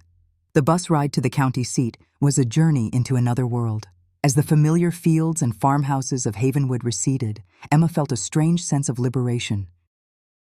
She was an anonymous old woman on a public bus, invisible, and for the first time, that invisibility felt like a strength. It was a camouflage. No one could see the war she was about to wage. Sarah Jenkins' office was on the 3rd floor of a modern glass building. It was not a grand wood-paneled affair. It was small, bright, and cluttered with towering stacks of files and legal books. It was the office of a busy, serious person. Through the glass partition, Emma could see a woman in her late 30s with sharp, intelligent eyes and dark hair pulled back in a no-nonsense ponytail, speaking intently into the phone. She looked tired, but energized, like a fighter in the middle of a long bout. When Emma gave her name to the receptionist, she saw Sarah Jenkins glance up, her expression a mixture of curiosity and professional weariness. An elderly woman with no appointment on a weekday morning usually meant a rambling complaint about a neighbor's fence or a contested will. A few minutes later, Emma was sitting in a chair opposite Sarah's desk. "How can I help you, Mrs. Anderson?" Sarah asked, her voice polite but efficient, her pen poised over a yellow legal pad. Emma did not begin with the story of a frightened 16-year-old girl. She began as a threatened homeowner. She laid the glossy letter from Young Development Group on the polished desk between them. "Mr. Caleb Young wants to buy my farm," she said, her voice steady. "He wants to tear down my home." Sarah glanced at the letterhead, her expression unchanging. This was familiar territory. "He's made you an offer. Have you had the land appraised? We can file for an injunction based on zoning, perhaps." "It's not just about the land," Emma interrupted softly. She then laid out the printed articles next to the letter, arranging them like a hand of cards. "It's about who he is, and who his father was." Sarah's eyes scanned the headlines. She picked up the profile piece, the one titled "Building on a Foundation of Faith." She read the paragraph about the beloved pastor David Young. A small frown line appeared between her eyebrows. "Okay," she said slowly, leaning back in her chair. "Tell me everything." And Emma did. For the first time in 60 years, she gave the story voice, not to her parents, not to a panel of hostile judges, but to a stranger with intelligent, listening eyes. She spoke of Pastor David's charm, the private instruction, the twisted scripture, the cold terror of the pregnancy, the judgment of the elders, the silent betrayal of her mother. She spoke of it all, her voice low and even, the decades of rehearsal in the silence of her own mind having worn the story smooth of hysteria, leaving only the hard, undeniable facts. Sarah Jenkins listened, Her professional mask remained in place, but Emma could see the subtle shifts. The pen was set down. The polite, professional distance in her eyes was replaced by an intense, focused concentration. The weariness vanished, replaced by a growing, palpable stillness. When Emma finished, the office was silent. Sarah stared at Emma, her mind clearly racing, processing the legal and human enormity of what she had just heard. A 60-year-old accusation, a statute of limitations that had expired decades ago. A powerful, wealthy opponent, no physical evidence, no witnesses.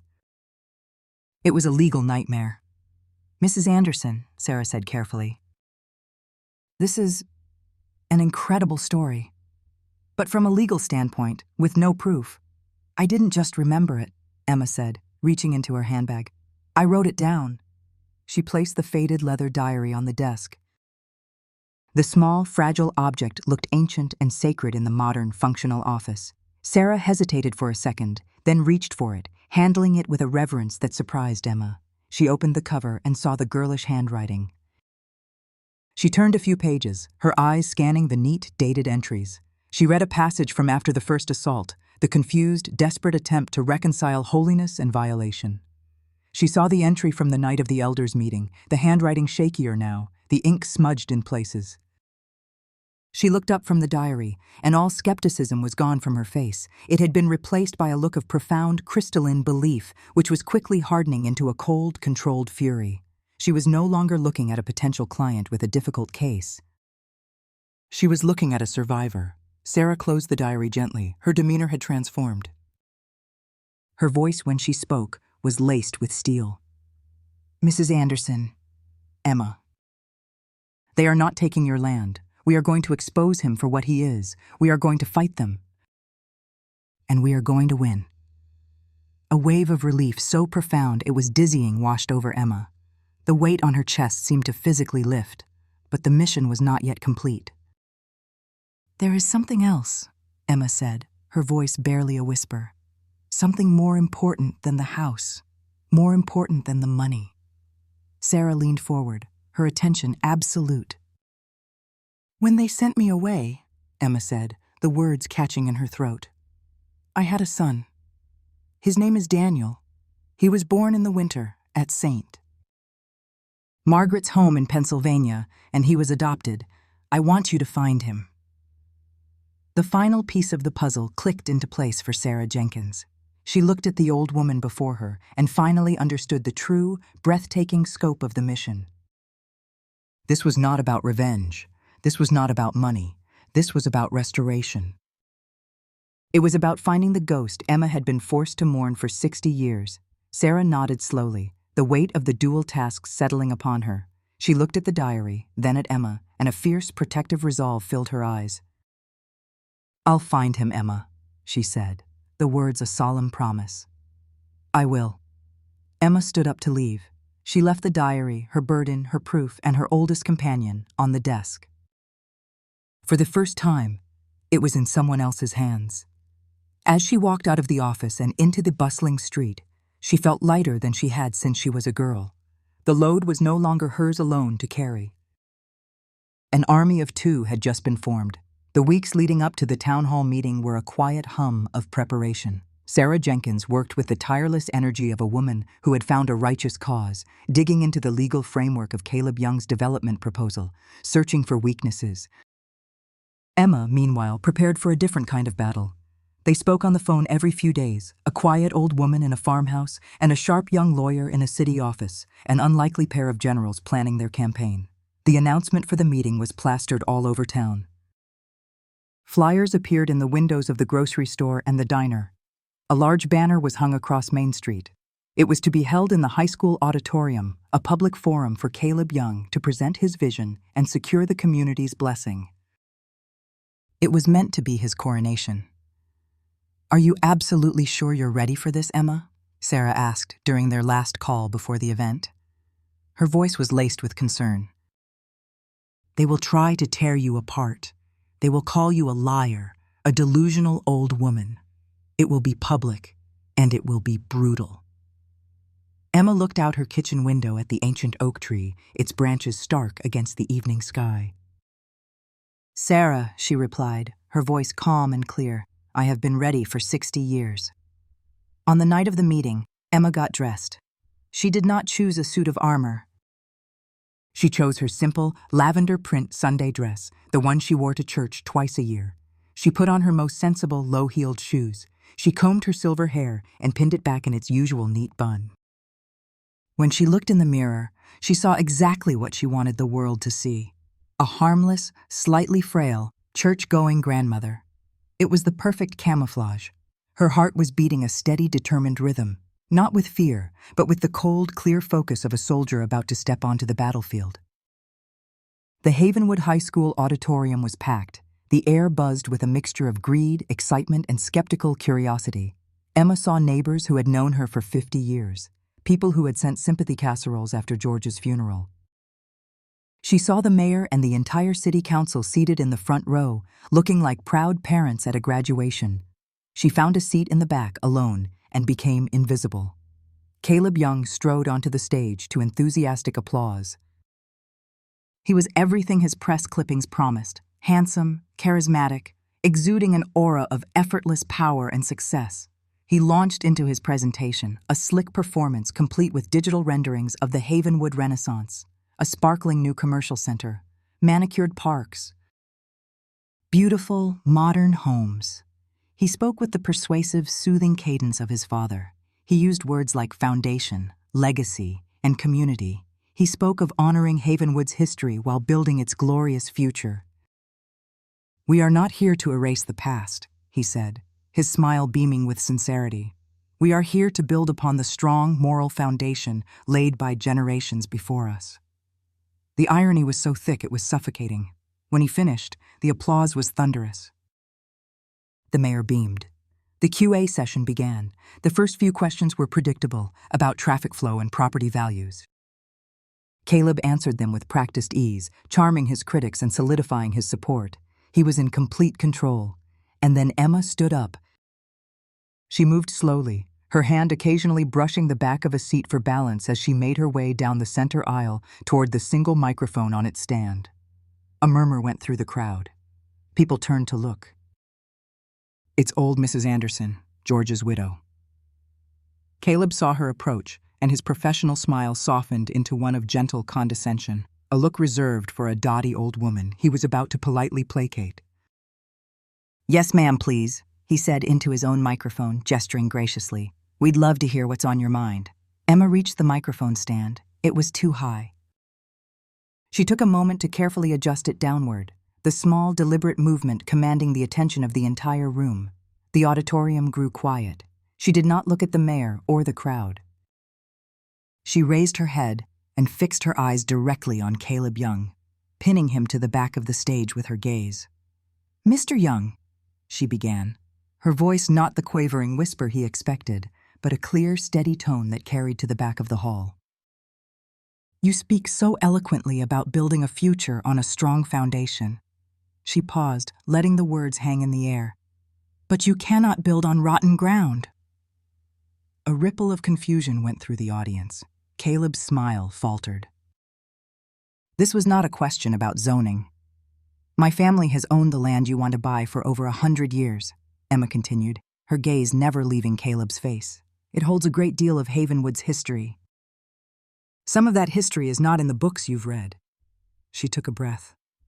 60 years ago, when I was 16 years old, I was a girl who trusted her pastor with all her heart. He told me I was special, a chosen vessel for God. He held what he called private spiritual instruction in his study, under a painting of the Good Shepherd, and there in that holy place, he took from me the one thing a girl cannot get back. A collective gasp went through the room. The mayor's smile was gone, replaced by a look of utter horror. "That pastor's name," Emma said, her voice ringing with 60 years of suppressed truth, "was David Young, your father." The shock in the room was a physical force. It sucked the air out of the auditorium. People were looking at each other, then at the stage, their faces a mixture of disbelief and dawning, horrified comprehension. Old-timers who remembered the handsome young pastor, who remembered Emma Anderson being sent away so suddenly for her health, felt the pieces of a long-forgotten puzzle clicking into place. Emma pressed on, her voice gaining strength, fueled by the truth. And when I found I was carrying his child, my parents took me to the church elders. There, in the sanctuary, in front of your father, I told my story. And Elder Miller, a man many of you knew and respected, looked at my pregnant, terrified 16-year-old self, and he delivered the church's judgment. She paused, making sure every single person was listening.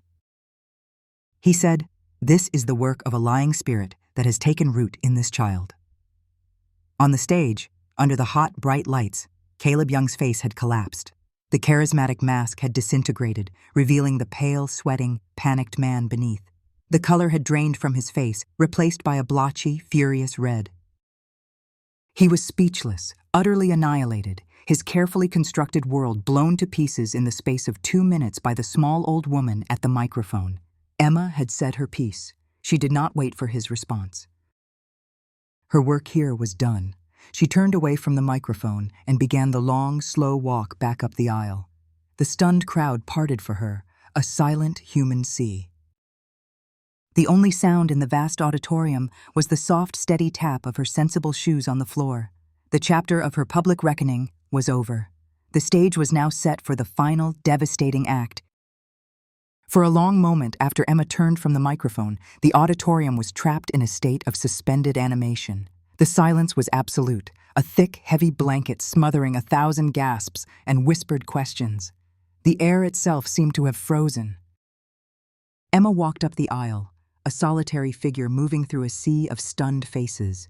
People didn't move out of her way so much as they recoiled, their bodies shifting instinctively as if she were radiating a powerful, invisible heat.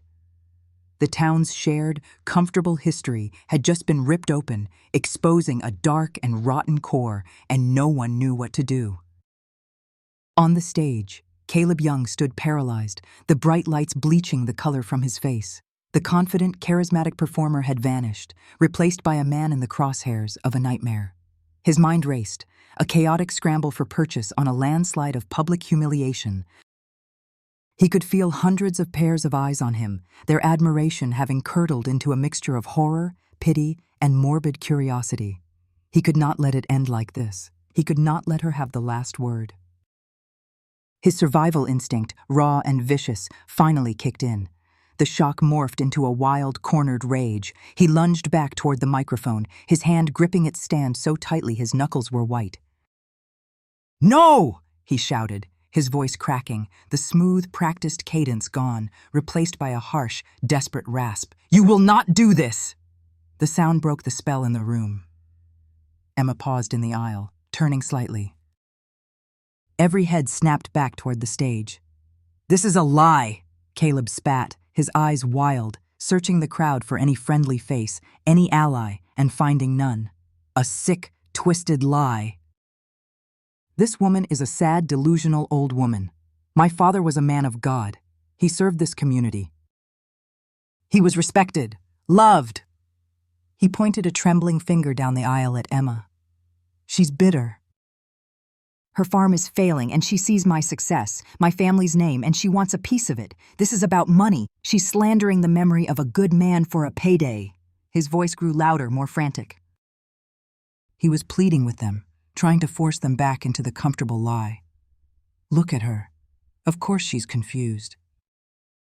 Her husband just died. She's 80 years old. She's concocted this vendetta to hurt me, to hurt my family's legacy. Can't you see that?" His vicious tirade had an effect. A low murmur began to ripple through the crowd. He was powerful. He was one of them, a local boy made good. What he was saying was ugly, but it was also plausible. It was easier to believe an old woman was confused and greedy than to believe their town had been built on such a horrific secret. The doubt he was sowing was a poison, and it was beginning to work. The tide of public opinion, which had turned so dramatically against him, began to waver. Just as Caleb's desperate defense was reaching its crescendo, a new movement caught the corner of the crowd's eye. Somewhere in the middle of the auditorium, a man stood up. He was not remarkable in any flashy way. He was in his early 60s, dressed in a tasteful, simple suit, with graying hair and a calm, composed face. He didn't shout or wave his arms. He simply stood, a pillar of stillness in the churning sea of uncertainty. All eyes, including Caleb's, turned toward him. Who was this stranger? The man began to walk calmly down the aisle toward the second microphone, the one Emma had just used. His steps were measured and confident. He moved with a quiet authority that commanded attention. Caleb's frantic shouting trailed off into a confused silence. The man reached the microphone. He did not seem nervous. He looked out at the silent, waiting crowd, his gaze sweeping over them before finally coming to rest on the stage. "My name is Daniel," he said. His voice was calm, clear, and steady. It cut through the tense atmosphere like a surgeon's scalpel. He then turned his head, looking up the aisle directly at Emma, who stood frozen, her hand on the back of a chair, her heart hammering against her ribs. "For more than 60 years," Daniel continued, his voice softening with an emotion that was profound and unmistakable, "I did not know the identity of my birth mother. I was raised by a wonderful, loving family who told me what little they knew, that my mother was a very young girl who had been sent away. Thanks to the work of a very persistent and compassionate lawyer, I now know the truth." He paused, his eyes locked with Emma's. "This woman, Emma Anderson, is my mother." A new shockwave, even more powerful than the first, tore through the auditorium. It was a single, collective intake of breath. Emma's story wasn't a delusion. The child she spoke of was real. Before anyone could fully process this revelation, Daniel turned his gaze back to the stage, a gaze now as hard and cold as glacial ice. He looked directly at the pale, sweating Caleb Young. "That same lawyer," Daniel said, his voice dropping to a lower, more devastating register, "also helped me learn the identity of my biological father. Using modern DNA analysis, cross-referenced with surviving relatives of the man in question, the results are 100% conclusive." He let the silence stretch, every person in the room leaning forward, holding their breath. "My biological father," Daniel declared, his voice ringing with the absolute finality of truth, "was Pastor David Young." The words landed like a physical blow. The murmuring stopped, the doubt vanished. There was only the stark, undeniable, catastrophic truth. Daniel took one last look at Caleb, a look of profound, pitying contempt.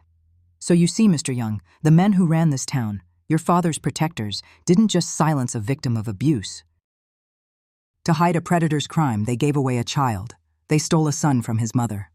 He looked back at Emma, his voice now filled with a lifetime of unspoken love and sorrow. Her spirit was never the one that was lying. It was over.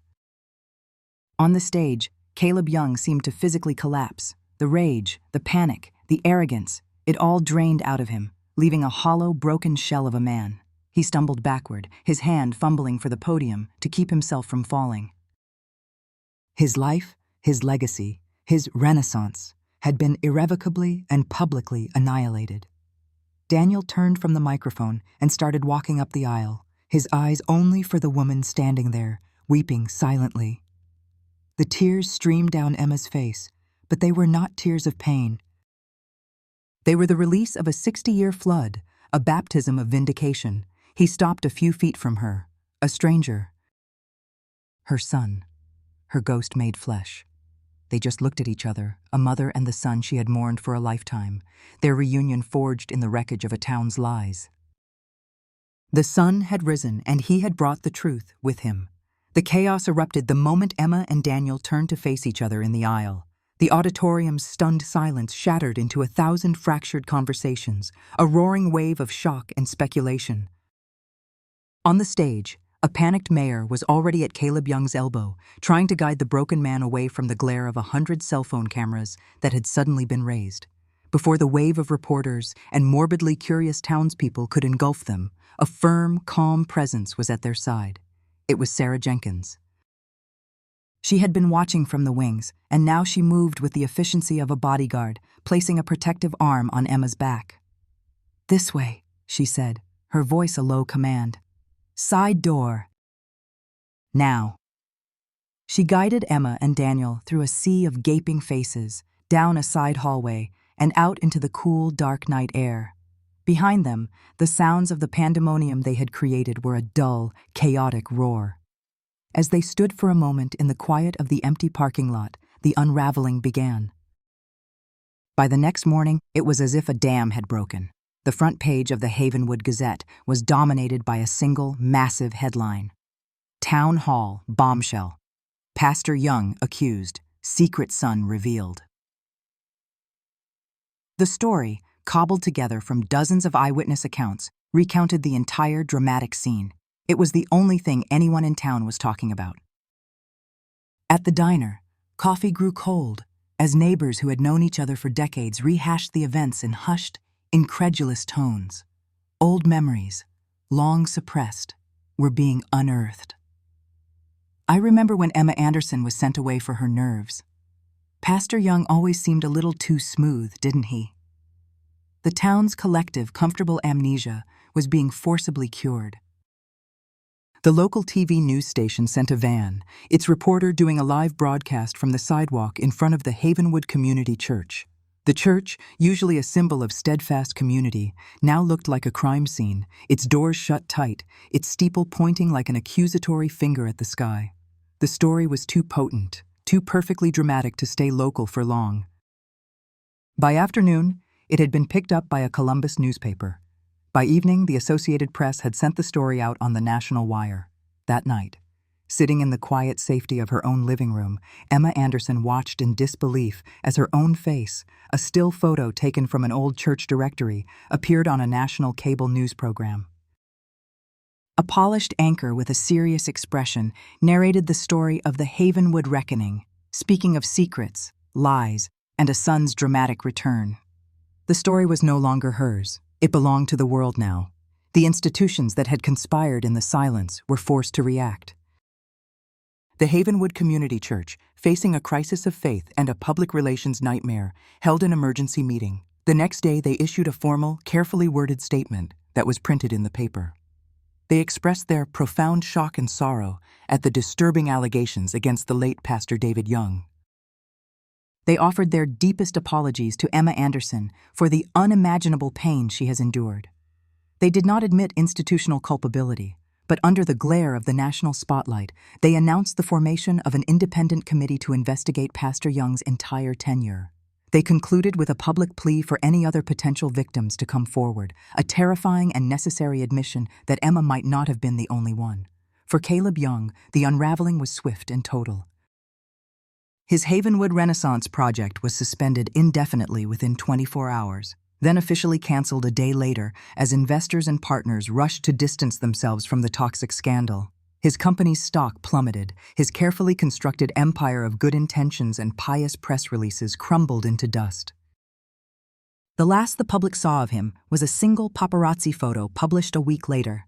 A haggard, unshaven man with haunted eyes, rushing from his sprawling mansion to a waiting car, shielding his face from the camera's flash like a vampire recoiling from the sun. Then, he vanished from public life completely. Throughout it all, Emma's farmhouse became the quiet eye of the hurricane. The phone rang incessantly until Daniel finally unplugged it. A few reporters were bold enough to come up the driveway, but they were met by a newly installed no trespassing sign and the silent, imposing figure of Daniel standing on the porch, a quiet guardian making it clear there would be no interviews. But other, unexpected things arrived.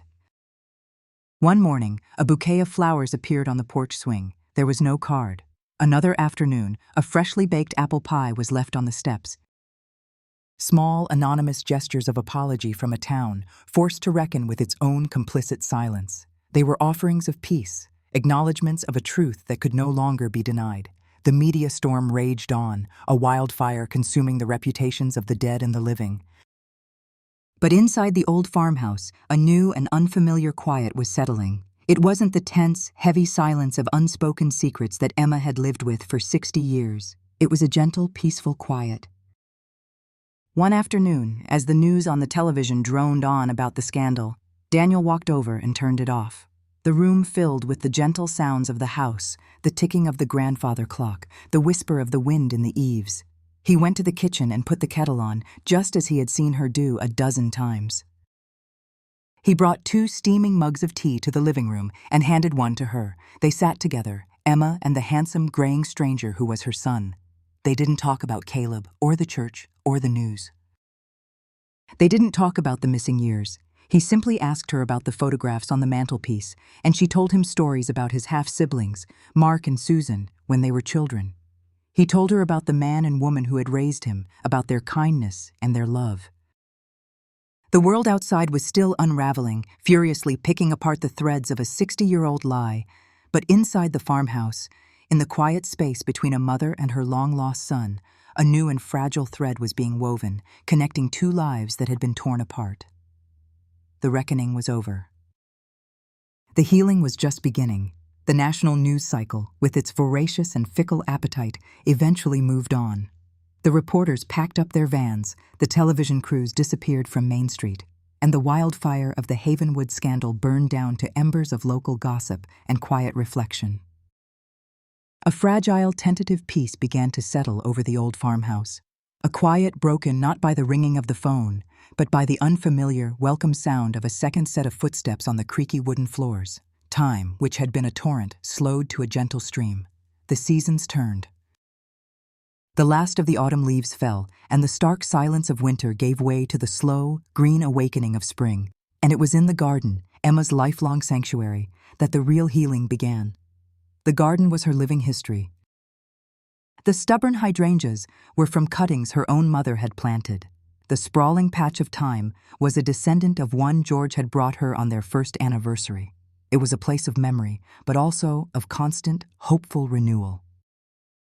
This spring, for the first time, she did not tend to it alone. Daniel had extended his stay indefinitely, taking a leave of absence from the architectural firm he co-owned. He moved with a quiet, unobtrusive grace, fixing a loose porch step, oiling a squeaky hinge, slowly and gently embedding himself into the life of the house, into the life of his mother. They started most mornings in the garden, working in a comfortable, companionable silence.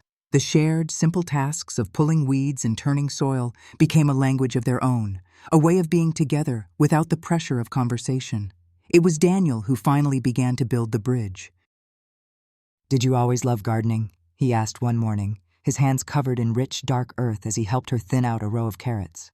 Emma paused, looking at this handsome, gray-haired stranger who was her son. The question was so simple, so normal. It was a question he would have asked 1,000 times over if he had grown up here. "My mother taught me," she said, her voice soft. "She said that if you put love into the ground, something beautiful will always grow. No matter what." She didn't have to explain the deeper meaning. He understood. Slowly, day by day, they began to exchange the stories of their lives. They did not try to fill the 60-year chasm between them all at once. Instead, they built a delicate bridge, one plank at a time. She told him about growing up on the farm, about the simple joys of a life before the shadow fell. She spoke of George, not as the great love of her life, but with a deep and honest affection. "He was a kind man, Daniel," she explained. "A steady man. After the storm, he was a safe harbor, and I needed that." He, in turn, shared the life he had lived. He spoke of his adoptive parents, the Jacksons, with a profound and gentle love that brought tears to Emma's eyes, tears not of jealousy, but of gratitude. "They were wonderful, Mom," he said, the word Mom still new and tentative on his tongue. "They gave me everything, a good home, a great education. I was loved, but there was always a question, a piece of my own story that was missing. I used to look in the mirror and wonder where my eyes came from." He told her about his career as an architect, and Emma marveled at the quiet poetry of it. He spent his life creating strong, beautiful, safe homes for other families. He built things that lasted. He was the antithesis of Caleb Young. One sunny afternoon, as they sat on the porch swing, watching the bees bumble among the zinnias, he finally gave her the gift she had not dared to ask for. "They have families of their own now," he said quietly. "They?" Emma asked, her heart catching. "My children," Daniel said, looking at her, his eyes full of a soft, hesitant light. "You have grandchildren, Mom." "2 of them." The world, which had tilted so violently on its axis so many times in her life, now settled into a place of profound, breathtaking stillness. Grandchildren. The word was a miracle. It was a testament to a legacy that had not been destroyed, but merely diverted, a river that had found its way back to the sea. The tears that came were not the hot tears of grief or the cold tears of rage, but warm, silent tears of overwhelming, bittersweet joy. Daniel reached into his wallet and pulled out a worn, creased photograph. He handed it to her. In the picture, a smiling woman who must be his wife stood beside him. In front of them were a young man in his 20s with a familiar, thoughtful expression, and a young woman with a wide, bright smile and eyes that Emma recognized, with a startling jolt, as her own. "That's Jacob," Daniel said, pointing to the young man. "And that's Lily." Emma's trembling finger traced the smiling faces on the small, glossy paper. They were real. They were her blood. They were the fruit of a tree she thought had been cut down before it could ever grow. 60 years of loss, of mourning a ghost, were suddenly counterbalanced by the astonishing reality of these new lives. They sat there for a long time, the porch swing moving in a slow, hypnotic rhythm. The pain of the lost years was still there, an ache deep in her bones, but it was now joined by something else, a fragile, burgeoning hope. The past had been excavated and acknowledged. The ghosts had been given their names. Later, as the sun began to set, casting long shadows across the lawn, Emma led Daniel to the unruly patch of rose bushes. Your grandmother," she began, the word feeling new and right, "always said you have to be firm with roses if you want them to bloom." She took his much larger hand in hers, guiding it to the right place on the stem, showing him where to make the cut. It was a simple, ordinary act, a mother teaching her son a small secret of the garden, a normal moment, the kind she had been denied for a lifetime. In the quiet of the fading light, surrounded by the scent of earth and blooming flowers, they were not a tragedy, not a headline, not a scandal. They were just a family, tending to their garden, waiting for the new growth to begin. Months passed. The crisp, clear light of autumn settled over the Ohio Valley, turning the leaves of the great oaks and maples into a blaze of gold and crimson. The national story of the Havenwood Reckoning had faded, as all such stories do, replaced by new headlines and new dramas. For Havenwood itself, the quiet was deeper now, tinged with a humility it had not known before. The shame had been lanced, and the slow, painful work of healing had begun. At the farmhouse, a new rhythm had taken hold. Daniel had returned to his life, his work, his family in Columbus, but the 2-hour drive became a weekly pilgrimage. The bond between mother and son, forged in the fire of public revelation, was now being tempered in the quiet moments. Long phone calls, shared meals, the simple comfort of presence. The 60-year chasm had not been filled, but a strong, beautiful bridge was being built across it. One bright, cool Saturday morning, Emma knew there was one last visit she had to make. She took the keys to George's old pickup truck, a vehicle she now drove with a comfortable confidence, and placed a small bunch of late-blooming asters from her garden on the passenger seat. She drove not into town, but to the quiet, shaded expanse of the Havenwood Cemetery. She parked the truck on the gravel path and walked through the rows of leaning, weathered headstones. She found the one she was looking for under a large maple tree. It was a simple, respectable granite stone, polished and clean. John Anderson, 1918 to 1992. Mary Anderson, 1920 to 1996. Together, in God's grace. She knelt on the cool, damp earth, the scent of fallen leaves rising around her. She gently cleared away a few scattered leaves from the base of the stone and laid her small, colorful bouquet against it. For a long time, she was silent, simply looking at the names carved into the stone. They were not her enemies. They were not monsters. They were just gone. "Mama." "Papa," she said finally, her voice a soft murmur that was nearly stolen by the breeze. It was the first time she had spoken to them, truly spoken to them, since their deaths. This was the eulogy she had never been able to write, the one she could only now deliver. "I think I'm beginning to understand," she whispered. "I spent so many years hating you. For your silence. For choosing them over me. But I don't think I have any hate left. It's all been burned away." She looked at the inscription. "Together in God's grace." You weren't evil. You were afraid. That's all it was. You were so terrified of what the neighbors would think, so terrified of the church's judgment, so trapped in this little world you had built, that your fear became bigger than your love. You couldn't protect me because you were too busy trying to protect yourselves from shame. She reached out and traced the cold, carved letters of her mother's name. You chose your faith over your daughter, or what you thought was your faith, a faith of rules and appearances, not of love. You stood behind me in that dark church and you let them call my truth a lie. You let them say I had a lying spirit. She took a deep, shuddering breath, a lifetime of weight lifting from her chest. But it was never my spirit that was the liar. A small, sad smile touched her lips. And now it's finally free. She stood up, her knees cracking slightly. She looked at the grave one last time, a quiet, final farewell. Then she turned and walked away, her back straight, her shoulders unburdened. She did not look back. She was leaving the ghosts to their silence. As she reached her truck, perched on the hill overlooking the valley, she could see her farmhouse nestled in the trees below. And as she watched, a familiar car pulled up the long gravel driveway. It was Daniel, but he was not alone. The car doors opened. First Daniel, then a young woman with a bright, familiar smile, then a young man with a thoughtful, quiet demeanor. Jacob and Lily. Her grandchildren. They were here. A profound, radiant joy, pure and uncomplicated, filled Emma's heart. She started the old truck, its engine rumbling to life.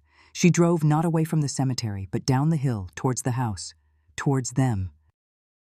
From a distance, it was a simple, perfect scene. The old white farmhouse, bathed in the clear, honest light of an autumn morning. The old pickup truck pulling up to join the newer car. An old woman getting out, her face alight with a serene happiness. And her family, the son she had only just found, the grandchildren she had never dared to dream of, turning to greet her, their arms open, their faces full of love. Emma Anderson walked towards them. Not into a sunset, which signals an end, but into the bright, boundless promise of a new day. The cycle was broken. The silence was filled. A new legacy, one built not on fear and lies, but on truth and love, was just beginning.